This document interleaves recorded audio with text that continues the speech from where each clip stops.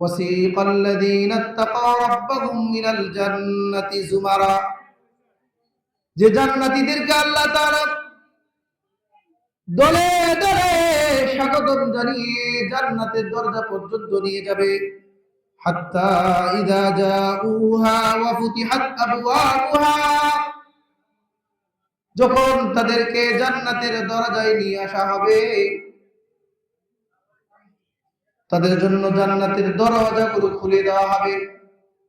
وقال لهم خزنتها আর জান্নাতের রক্ষীরা দারওয়ানরা তাদেরকে বলবে সালামুন আলাইকুম তিবতুম ফাদখুলুহা খালিদিন ওরে জান্নাতবাসীরা সালামুন আলাইকুম তোমাদের প্রতি শান্তি বর্ষিত হোক মানে তোমরা নিরাপদ হয়ে গেলে তিবতুম তোমরা সুখী হও সুখী জীবন যাপন করো ফাদখুলুহা খালিদিন আর তোমরা চিরস্থায়ীর জন্য এই জান্নাতে প্রবেশ করো বলুন সুবহানাল্লাহ জান্নাতীরা যখন জান্নাতে চলে যাবে তখন তারা আল্লাহ তাআলার প্রশংসা করবে ওয়াকালুল হামদুলিল্লাহ তারা বলবে আলহামদুলিল্লাহ আল্লাযী সাদাকানা ওই আল্লাহ তাআলার জন্য প্রশংসা যিনি সত্য বলেছেন যা আমরা ওয়াজ মাহফিলে শুনেছিলাম মসজিদে শুনেছিলাম যা আমল করলে জান্নাত পাওয়া যায় সেই জান্নাত তো আজকে আল্লাহ তাআলা আমাদেরকে দিয়ে দিল তার মানে আল্লাহর কথা সত্য ওয়াদা সত্য সাদাকানা ওয়া'দাহু তার প্রতিশ্রুতি তিনি সত্য পরিণত করে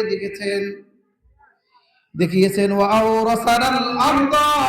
নাতাবাওয়াউ মিনাল জান্নাতি হাইসু নাশা আর আল্লাহ তাআলা এমন জমিনের মালিক বানিয়ে দিবে যে তারা যেখানে ইচ্ছা যেদিকে ইচ্ছা সেদিকেই ভ্রমণ করতে পারবে যাইতে পারবে আসতে পারবে কোনো বাধা বিপত্তি থাকবে না ফানি'মা আজরুল আমিলিন যে আমলকারীদের প্রতিদান কতই চমৎকার সম্মানিত হাজিরিন তাহলে আমরা জান্নাতি মানুষের জীবন এবং জাহান্নামী মানুষের জীবন সম্পর্কে জানতে পারলাম সেদিন মানুষ দেখবে দুনিয়াতে কষ্ট করে জীবন যাপন করেছি এটা কোনো বিষয় নয় যখন মানুষ জান্নাত পেয়ে যাবে সে তো সফল কাম আল্লাহ বলেন আসহাবুল জান্নাতি হুমুল ফাইজুন আল্লাহ তাআলা বলেন ফামান যুহজিহা আনিন নার ওয়া উদখিলাল জান্নাতা ফাকাদ ফাজ যাকে জাহান্নাম থেকে মুক্তি দিয়ে জান্নাতে প্রবেশ করানো হলো সে সফল কাম তাহলে দুনিয়াতে আজকে আমরা কষ্ট করে জীবন যাপন করতেছি যে কিয়ামতের ময়দানে আল্লাহ তাআলা একজন মানুষকে